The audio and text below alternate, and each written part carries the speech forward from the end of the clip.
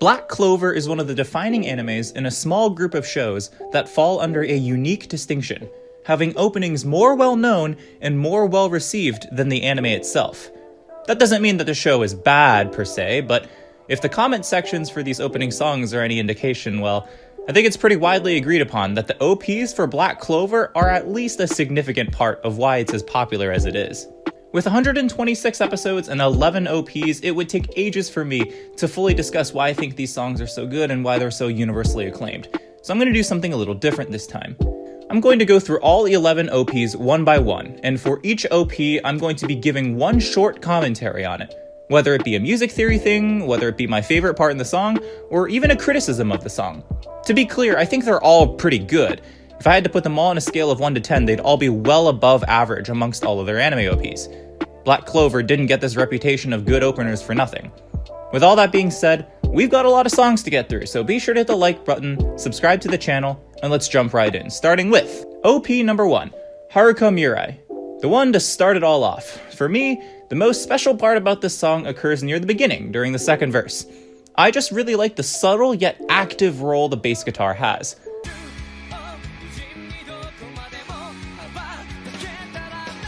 It's not the star of the show by any means, but it's there, and it's very noticeable thanks to the fact that during the first verse, the bass guitar plays a much more passive role.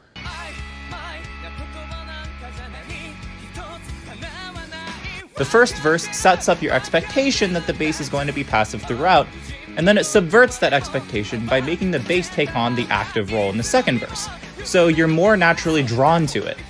This small change between the verses makes the verses that are otherwise melodically identical sound independent from each other, and it keeps up the flowing pace of the song. OP number 2, Paint It Black. What really stood out to me about this one was the unexpected key change in modulation that happened leading up to the chorus.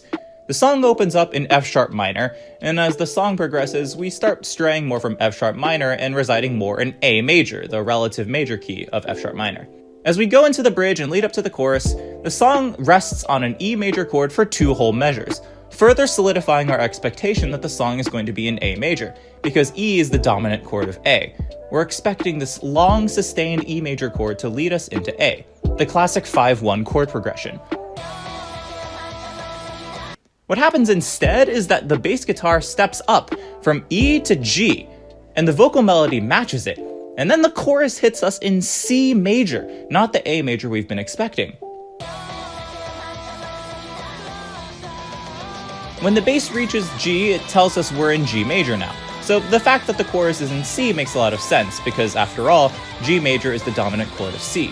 But the entire song seemed to reside in F-sharp minor or A major this whole time, and it made a pretty big deal out of trying to make us expect it, by holding out that E major chord right before the chorus. But in a matter of 2 measures, our expectations are subverted, and we're in a totally different key than what we were expecting to be. Is it conventional? Of course not. But does it work? Hell yeah, it does. OP number 3, Black Rover. Okay, before I go into this one, I gotta ask, was I the only one who didn't realize that they weren't saying Black Clover, but instead were saying Black Rover as the song title implies? Anyway, my mind was blown when I found out the real name of the song. As for what I think makes it special, I'd like to chalk it up to vocals this time. Yes, the male singer of the song is singing some very high notes, but he's not belting them. He's usually using his head voice, maybe even going into more of a falsetto. And why does this matter? Well, honestly, a lot of J-rock songs and anime OPs that feature male leads, they have extraordinarily high vocal ranges, being able to belt notes so high they give top female artists a run for their money. I'm talking about bands like My First Story, Overworld, TK from Ling Toside Sugure. But don't get me wrong, their extreme vocal talent is wonderful and I like all of their music, but Black Rover demonstrates to me that if you want to make a fast-paced, energetic rock song, you don't have to let your belting vocal range limit you. Going into your head voice is just fine, and in the case of Black Rover, I'd say it works damn well. Good on them for pushing the norms in vocal technique for rock music. OP number 4, Guess Who Is Back. This one gets my props for being perhaps the odd one out in the context of all Black Clover songs so far. Most of the OPs are purely rock songs, And Guess Who Is Back is still a rock song, but it includes a lot more contemporary aspects of current pop music. Consider the many vocal distortions in the song. Also consider this section of the song. What you're hearing is not a rock drum set. These are drum synth sounds that are ubiquitous to current-day hip-hop and trap music. As somebody who's listened to the Black Clover OPs in rapid succession, I really appreciate the boundaries that this song challenges and breaks for rock music. OP number 5, Gamushara. The most special thing about this song to me is this recurring theme.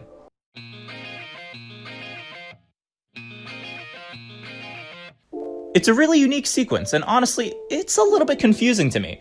I can't exactly tell what the tonal center is supposed to be. Even when the drum set and the bass guitar come in to accompany the theme, it's still not exactly clear what key signature we're in. Everything works with the theme, but the clarity of the key signature in the theme itself, quite frankly, I can't tell what it is. And honestly, that's okay. Not everything has to be crystal clear. I really like the funky, jazzy tone of this theme that gets hammered through the song. Maybe someone with more music theory training than me, or frankly, more patience than me to 100% figure out what's going on here, could explain it. But most people don't have the musical training to think about that. For most people, what they'll hear is something that works, but is clearly different and funky. And at least for me, that funkiness in this theme is thoroughly enough to enjoy the song. OP number 6, Rakugaki Page. My favorite moment in this OP is in this short 5-second clip of the bridge leading into the chorus.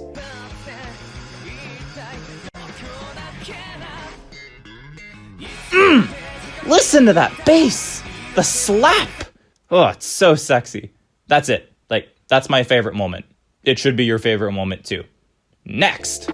OP number 7, JUSTadICE. The biggest thing about this song for me once again comes back to the vocals. Oomori's voice is pretty light, frail, maybe even squeaky for a lack of a better term. However, when she wants to turn it up, boy can she turn it up. The light undertones of her voice are still there when she goes all in, but there is no denying her passion throughout the most energetic parts of the song. The presence of both a light and soft voice texture and the energetic, intense voice texture is reminiscent of artists like Minami and the lead singer of Zudomayo. I think it's awesome that this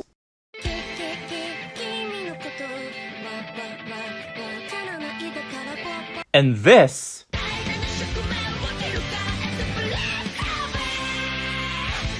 can come from the same person. Kudos to Seiko Oomori. You have my respect. OP number 8, Sky and Blue by Girlfriend. Okay, there's something about this song that makes it unlike the others. It might be the vocal texture, it might be the tempo, it may be a mix of both. It could be something else entirely. But whatever it is, it makes me want to associate this song with the likes of Claris songs, like Hitori Goto or Connect. Or maybe even something from Love Live? I mean, out of most of these songs, this song might be the one I have most criticism for. Not because I think it's bad, but because I think stylistically, it just doesn't really match the rest of Black Clover, and it doesn't match the rest of the songs we've heard. In a vacuum, I actually think I enjoy this song in the same way that I enjoy other Claris songs like Connect. Certainly, the unique aura in the song makes it stand out from the rest. OP number 9, Right Now by Empire. Okay, this one sounds like it came straight out of a Mayoi Hachikuji OP from the Monogatari series. Seriously, listen to this.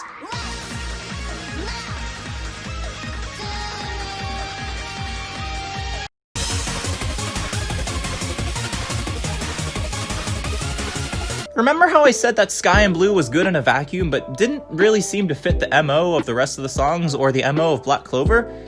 I feel like this suffers from a very similar problem, and honestly perhaps even more so. It does match the pace and the energy of most of the other Black Clover songs, but it's not just that the vibe is off. Where's the rock music that we've grown to love from Black Clover? Even Sky and Blue still had a lot of rock music elements, such as the guitar and the drum set. Maybe I'm in the minority on this, but I think of all the OPs in Black Clover, this one fits Black Clover the least. It's still a solid song though, and if I were talking about it in the context of a different show, maybe my entire attitude to the song changes. Who knows? OP number 10, Black Catcher. All of the wrongs they did with the last two OPs are righted by this one.